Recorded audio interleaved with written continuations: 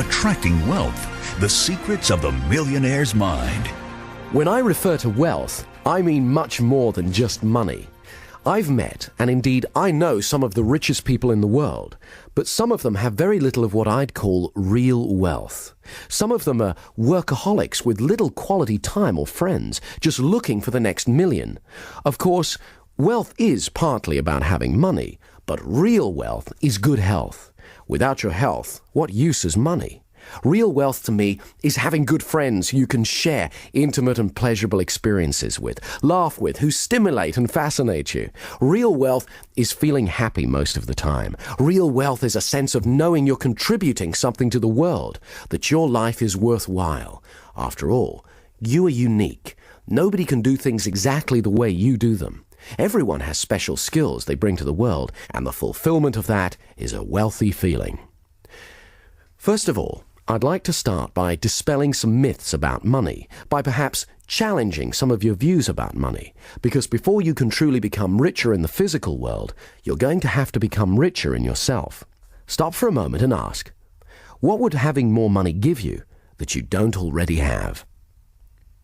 Whenever I ask this question, most people have ideas come to mind like freedom, security, or power. The good news is, these are states, and it's easy to create them. But wealth is relative. When some people become millionaires, 100 million then seems like a lot, and 1 million doesn't. People who think like this can never have enough money. In a sense, they always feel poor inside. The Indian guru Swami Muktananda, upon arriving in America, stood at the airport and said, "They live in paradise, yet they'll never know it." For the next few minutes, I'm going to talk specifically about money, and firstly, why some people are good at creating money and others are not. Many researchers have found the distinction is predominantly in the way that we think. I don't mean intelligence, but thought patterns. Some people have what I call a poverty consciousness. Deep down at an unconscious level, they just don't believe they're worthy of wealth. Or they fill their heads with thoughts about why they're poor, or why life isn't fair, why others have so much more than them. If you've got thought patterns like that, we're going to change them, because this part of the positivity system will help you reprogram yourself so you automatically begin to think more like a millionaire. As the author James Allen says in his book, As Man Thinketh, a particular train of thought persisted in, be it good or bad, cannot fail to produce its results in the character and circumstances. A man cannot directly choose his circumstances, but he can choose his thoughts, and so, indirectly, yet surely, shape his circumstances. Research has shown that a massive proportion of those who suddenly get enormous sums of money, for example from lotteries or inheritance, are great at losing it all very quickly. 80% are actually worse off financially just 2 years later. That's because inside they still feel poor, and the mind has to prove itself right. It can't deviate from its self-image. So if deep down you think of yourself as poor, or if you constantly fear poverty, that's usually what you'll get. In the words of Jim Rohn, if someone hands you $1 million, best you become a millionaire or you won't get to keep the money. You need to have the self-image of someone who deserves great wealth. What we're going to do next will help you develop and install in your mind a prosperity consciousness, which is much more than attracting money. It's a change in your self-image to one of greater harmony, so you begin to notice the abundance that surrounds you, taking so much more pleasure in everything. If someone has money problems, that's usually only a symptom, but not the root cause of the problem. There's something in them that needs to change. This isn't just another get-rich-quick scheme. The positivity system helps you change your fundamental attitudes towards wealth. As the saying goes, give a man a fish, he eats for a day. Teach a man to fish, and he eats for life. So what is money? The earliest system of trade was bartering.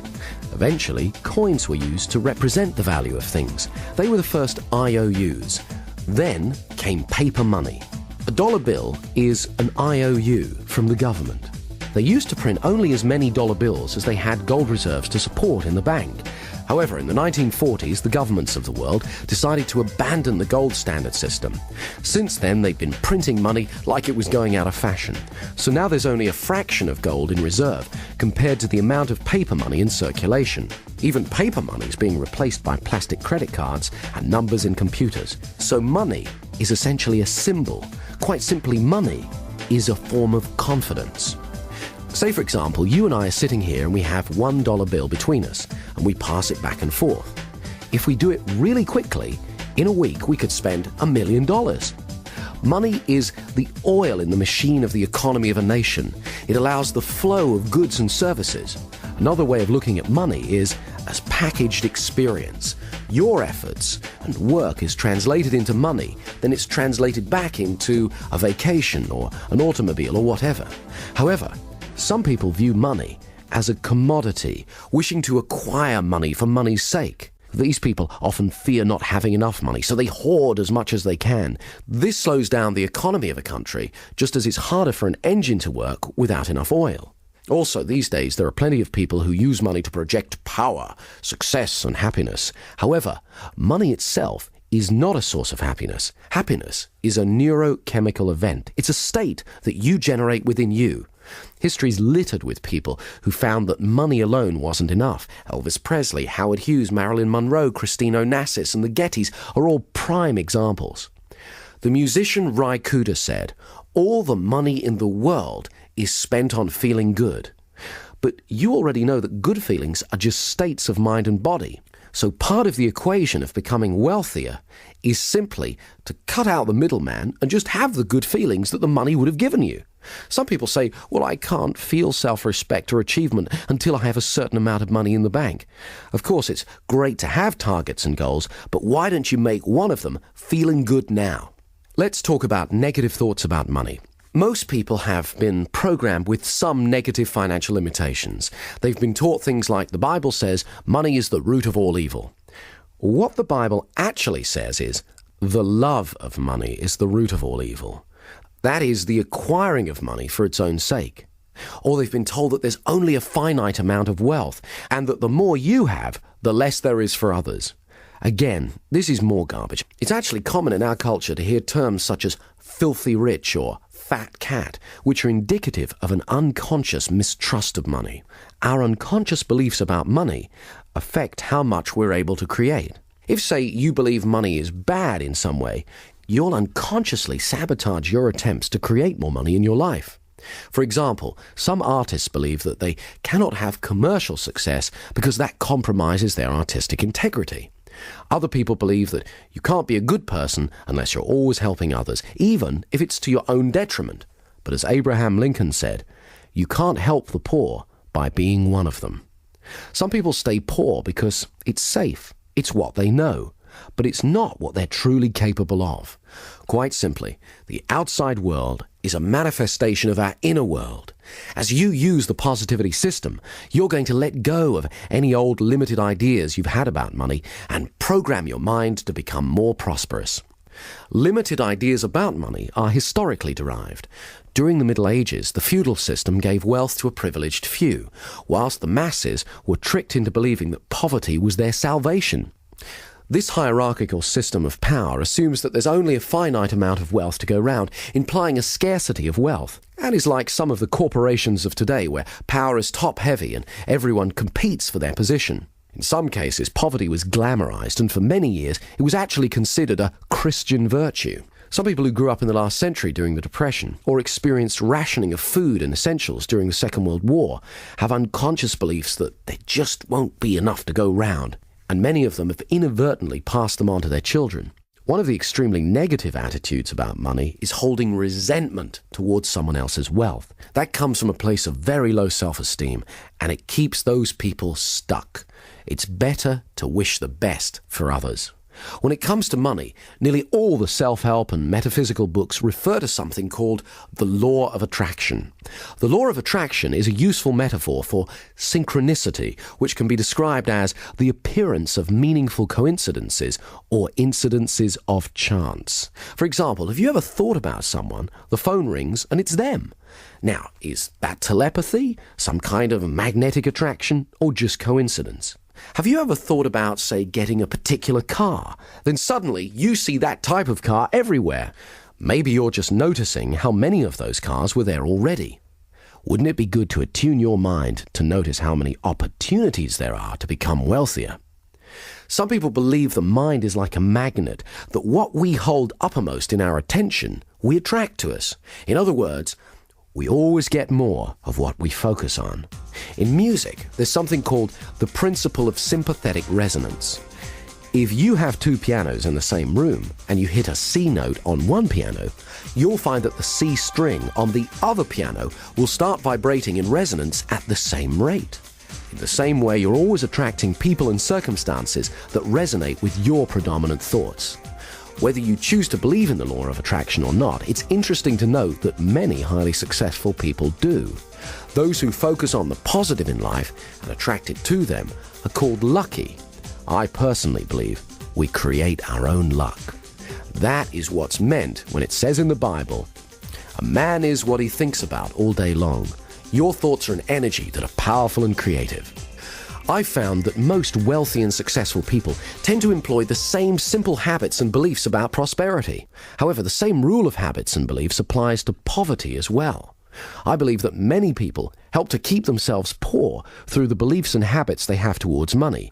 They use the evidence that their lack of money has made them poor, whereas sometimes their poor behaviors in relation to money is what keeps them from experiencing abundance. They've affirmed over and over again, often unconsciously, that they're poor, so it's become a self-fulfilling prophecy, a poverty consciousness. What the positivity system does is helps you to change that. I'd like to share with you some techniques that I've used myself that have helped me dramatically increase my personal wealth. I've taught them to others, they've also increased their wealth, and now I'd like to share them with you. One of the first things that made a major difference for me was consciously deciding to do things differently. Years ago, I definitely had a poverty consciousness, worrying constantly about being poor or how not to be poor. So guess what? My attention was, yes, on poverty. For example, when a bill would come through the mail, I'd open it, I'd worry about how I was going to pay it, I'd feel poor inside. Obviously, it's important to be financially organized and consider how best to pay bills. However, I was also affirming to my unconscious mind a poverty belief. If you're going to be wealthy, it's just as important to prepare for wealth by feeling rich inside. So what I started to do when I opened a bill was vividly imagine I had thousands in the bank. You can imagine how good that feels. I was sending a new message to my unconscious. Some people try saying affirmations like, "I am truly wealthy." But if deep down you don't believe that, it's next to useless. You have to create a feeling of wealth by vividly imagining yourself as wealthy over and over again. Next, I needed to change my self-image around money. I had a scruffy little checkbook, one that reflected my scruffy little finances at the time. So I changed banks and got a clean new one to help me start to feel different. The mind is sensitive, so it's important to signal to yourself that positive changes are happening. Then the real fun began. I needed to get a strong sense of what greater wealth would be like. So I got an old bank statement, cut it up, removing the bits that said overdrawn, and began to rearrange the figures and glued it back together, showing that I had thousands in credit. As soon as I'd finished, I burst out laughing. Actually holding it in my hands, it began to feel more real. Within a few months, the imaginary amount had become a reality. Having that tangible piece of paper, the bank statement, had really helped. So I went about making a scrapbook, collecting pictures of things I wanted, places I wanted to visit, people I wanted to meet. Remember, the mind needs a sensory-rich experience of what you want it to make real for you. It's important to have big dreams so you can grow into them. For example, a few years ago, I went into a Mercedes showroom, sat in a car to get comfortable, smelled the leather, went for a test drive, imagined vividly it was my own, took away a brochure and added it to my scrapbook. Imagined driving it every day. Pretty soon, I started to see Mercedes everywhere. My mind was now focused on getting me one. And chance favors the prepared mind. So it wasn't long before a bargain came along, and I bought my first Mercedes. As George Bernard Shaw said, "Some men see things and ask why. I dream things that never were and ask, why not?" A friend of mine got really into this type of creative visualization. He'd been practicing on visualizing parking spaces. Amazingly, it seemed to work. So he decided to go for bigger things. He'd never traveled abroad, and he really wanted to, but he didn't have the finances. So he collected together a bunch of travel brochures, cut out the pictures of all the places he wanted to go, and stuck them in his scrapbook. This is the funny part. He packed his suitcase every Sunday for a month and went to the airport. He even stood in line. He'd then come home and watch a video of a program about travelling on Concorde and look through his scrapbook at all the places he wanted to go. He really gave himself, his unconscious mind, that experience of travelling to and enjoying exotic locations. He focused on it for a month non-stop because he believed you always get more of what you focus on. Suddenly, he was called into his boss's office and asked if he would become their international correspondent. His boss explained it would mean travelling all over the world. He could hardly believe it. Most amazingly of all, when he arrived in a small village in Switzerland, he began to get a feeling of déjà vu. It was only when he got back to England and checked in his scrapbook that he found it was the exact same village that he'd been visualizing. Extraordinary as it may seem, I've witnessed many such occurrences similar to this since. I personally have become more skeptical about coincidences and am willing to consider that in some cases it's as though the mind may actually have the ability to attract events, things, or people to us. When I made a TV series about paranormal phenomena, we featured one experiment conducted by a French scientist. He created a robot that moved in a random pattern around the room. Then, he hatched a group of chicks. When a chick's born, the first thing it sees it believes to be its mother. This process is called imprinting. The chicks imprinted on the robot as their mother. Then, he put the chicks in a cage in one corner of the room and switched the robot on. Amazingly, it stopped moving randomly around the room and moved over to the area where the chicks were. There it stayed, moving back and forth. Strong evidence for the existence of what's known as psychokinesis, or in other words, mind over matter. It appeared that the chicks were somehow willing the robot that they believed to be their mother to stay with them. At Princeton University, hundreds of thousands of experiments have been conducted testing human ability to influence machines and physical matter. When I made my TV program about paranormal phenomena, I interviewed Dr. Michael Ibbison from Princeton University, who'd been conducting a number of experiments which strongly point to the existence of psychokinesis. Some people are better at it than others, but it's like anything. The more you practice it, the better at it you get. I began to wonder, could it really be possible to literally attract money? What is interesting is that many rich people believe that's how they do it. But how do you do it? It's very simple, but it does take regular practice. You're going to need to rehearse being wealthy, like a method actor would play a part, and do it over and over again. Totally get into that part. Okay, the first thing you need to do is get a scrapbook and start collecting pictures of things that you want, people you'd like to meet, places you'd like to go, things that you really want, anything that you want to bring into your life. Incidentally, it can just be a symbol you desire. Then, go about creating sensory-rich experiences of your goals. If it's a particular car, go about getting a test ride. Then it'll be easier to vividly imagine driving one over and over again. If it's a beautiful house, imagine walking around it until you know every inch of it. The feeling of the carpet, the smell, the texture of the furniture, and so on. Also, be open to feedback from your unconscious mind. When I first imagined owning a Bentley, I was visualizing driving it down the road. But other cars kept bashing into me. No matter how hard I kept trying to get out of the way. I took this to be a warning that, although I could get a Bentley, the cost at the time might be some jealousy. In other words, there was a cost greater than money than I'd foreseen. The next step is, every day, look at your scrapbook. Imagine what it would be like living your desire. See what you'll see, hear what you'll hear, and feel how good it'll feel. Do it as often as you can every day. You may not get instant results. You can imagine how chaotic the world would be if every whim or fancy we ever had suddenly materialized, but you will begin to set the process in action. Okay, I'd like you to stop for a moment and imagine how your life would be different if you are much wealthier. How will you walk? How will you talk? How will you feel? How will others treat you? How will you feel about paying bills? What kind of luxuries will you have? What will you buy? How will it feel better to be earning more money? Think about this every day until you become very comfortable and used to it.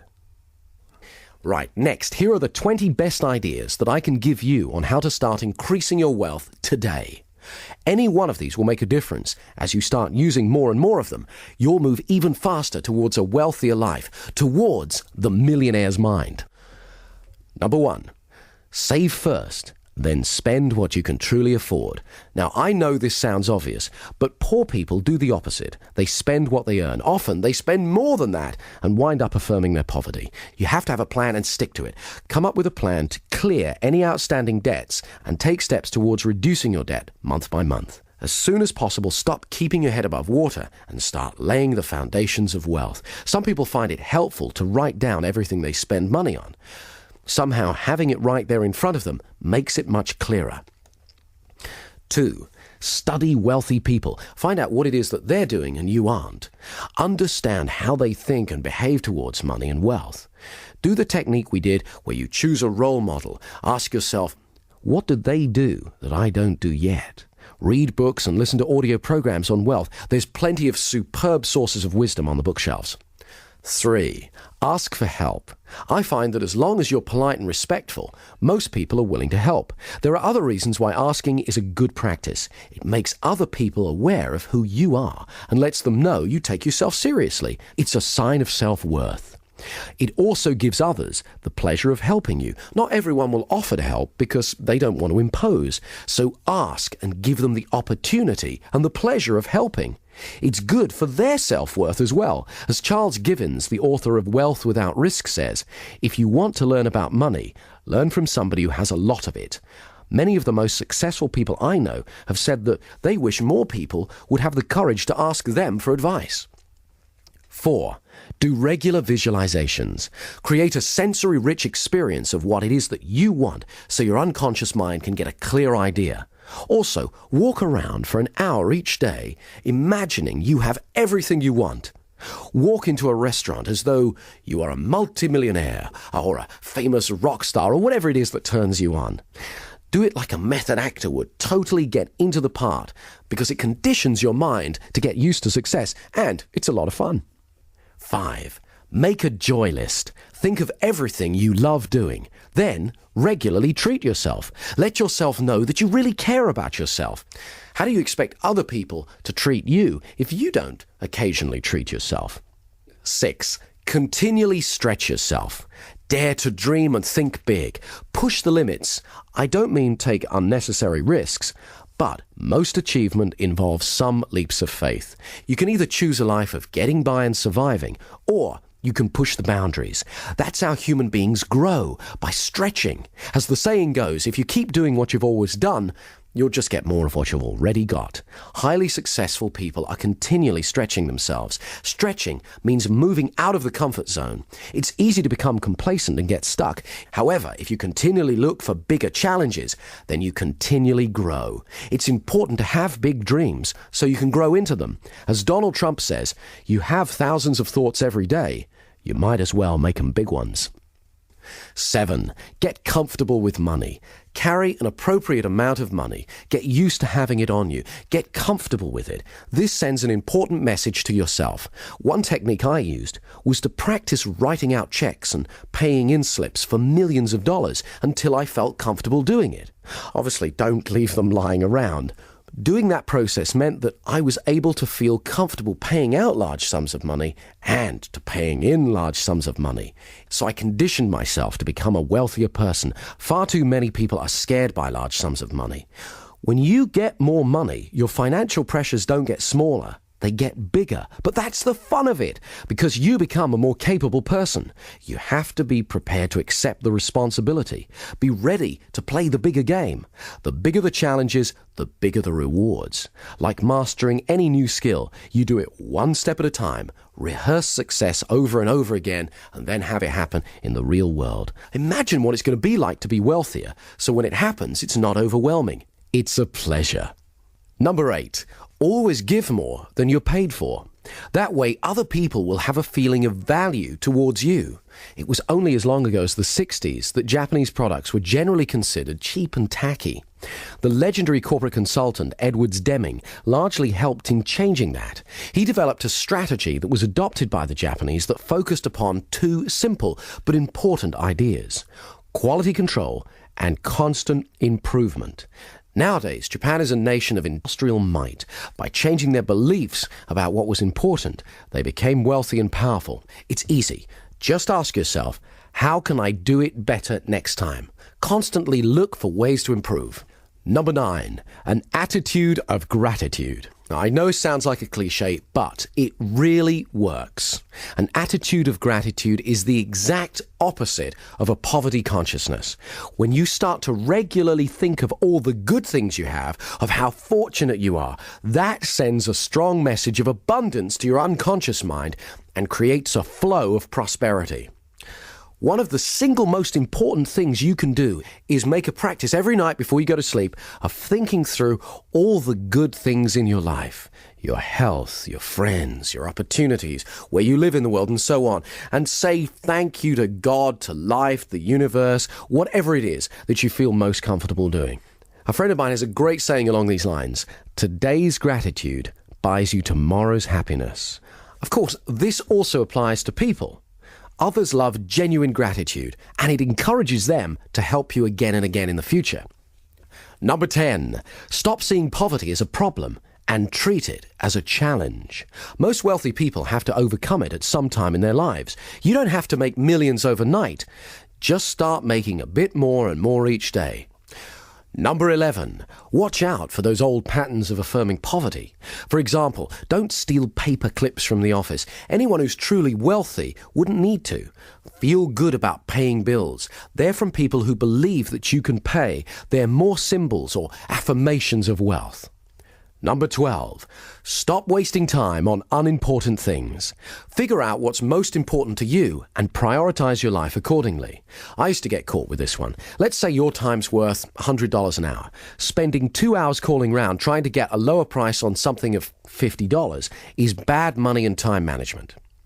Number 13, write down good ideas as soon as they come to you. Very few people actually bother to do this. Keep a pen and paper handy or a pocket tape recorder. That way you won't be discarding your genius. Sometimes one idea could make you $1 million. For example, if you ever had an idea for a product or service, a few months later, you see it being marketed by someone else. What's the difference between you and them? They took action. They made a note of their idea and then they went out and did something about it. 14. Regularly practice the positivity techniques.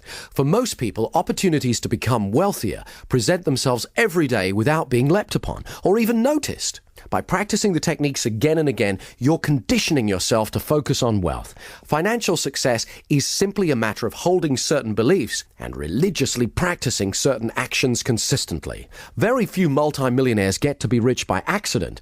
They do it by certain ways of thinking and behaving in the world. Now it's your turn. 15. Make sure you pay yourself. Now, this may sound obvious, but you'd be surprised how many people pay everyone else and don't get around to paying themselves. They fear there won't be enough to go round, and by leaving themselves to last, there isn't.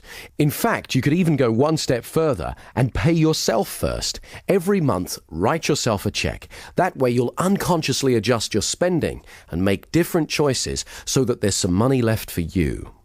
16. Know your weaknesses. Everybody knows what they're good at, but not everyone's good at admitting their limitations. A friend of mine's father suffered from this. He was a highly creative man, but not a skilled businessman. He made a lot of money from his creative work and lost nearly all of it through bad business deals. He loved the business he was in, but overstretched himself, thinking he could do everything.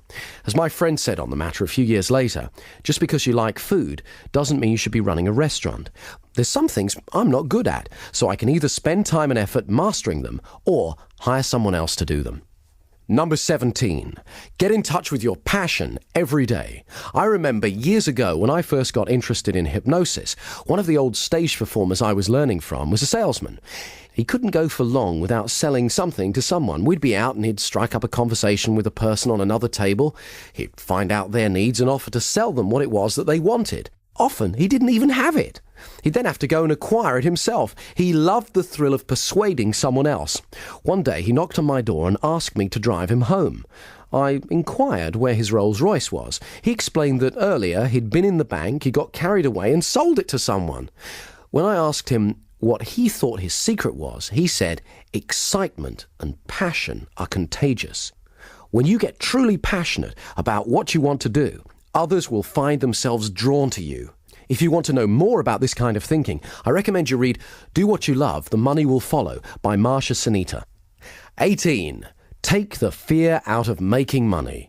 This is a concept running throughout Dr. Richard Carlson's book, Don't Worry, Make Money. He's got some very empowering ideas. For example, stock away a large pile of money, if you can, a year of living expenses. It may involve some self-discipline, but it'll give you a massive psychological safety net. He tells a story of two men who were both offered the same job with a startup computer company in the 70s. The offer was for very low pay, but with a large piece of stock. The man who was living paycheck to paycheck thought it was too risky and passed. The one who'd put away some savings took the offer, and needless to say, within a few years he'd amassed a huge fortune. The moral of the story is that in most cases, creating abundance usually involves some risk. As the saying goes, risk is the currency of the gods. Richard Carlson also uses another example of how taking the fear out of money helps when he says, be prepared to walk away from a negotiation. You can usually go back. When you're not attached to an outcome, you're more powerful. Other people unconsciously pick this up from you. He uses an example where, say you find a house you love, the asking price is $100,000. You know it's not worth any more than $90,000. If you're willing to walk away and not to worry about it, more often than not, the seller will come back to you, because most other people are worriers. He won't want to turn down a certain thing, your offer, for an uncertain thing. He'll probably make you a counter-offer, but when he senses you're not a worrier and happy to walk away, it'll be far lower than if he sensed you had fear. Number 19. Charge what you're truly worth. There's an old story about the king's steamship. When it broke down, every engineer in the land was summoned to try and fix it, but all of them failed. Then, one little old man said that he could do it, but he wanted $300. The king agreed, and the little man took out a tiny screwdriver, turned one screw, and the steam engine began working perfectly. $300, please, said the little old man. The king, looking rather dismayed, exclaimed, $300 for turning one screw? No, replied the little man. $1 for turning the screw, $299 for knowing which screw to turn. Some people are frightened to charge what they're really worth because they fear they won't be in demand. But this strategy can keep you falsely overworked rather than giving you more money for doing less and having more time to concentrate on other ways to create abundance. Remember to reevaluate from time to time your real worth. And finally, number 20, keep going. Every successful person at some stage has to go through the frustration barrier. Colonel Sanders, who started Kentucky Fried Chicken, is a famous example. When he reached retirement age, he looked at his Social Security check and thought, I need to make some more money. So he sat down and thought through what his resources were, and he remembered that everyone loved his chicken recipe. So he went to a local restaurant and explained that he had a great recipe. He didn't want to sell it to them. All he wanted was a royalty each time they used it. Of course, they weren't interested. So he went to another one, and another one, and another one, and another one. 1,009 rejections later, he got his first acceptance. I've seen far too many people fail just because they didn't hang in there. Very few people get successful without effort and persistence. Finally, I want you to remember that true wealth is not measured by money alone. Start today. Take stock of your true wealth. Create a plan and start moving towards it. Make the changes that you need to make. After you've begun to enjoy more of the success that you desire, you'll look back and be thankful that you did. Positivity. Positive software for your mind.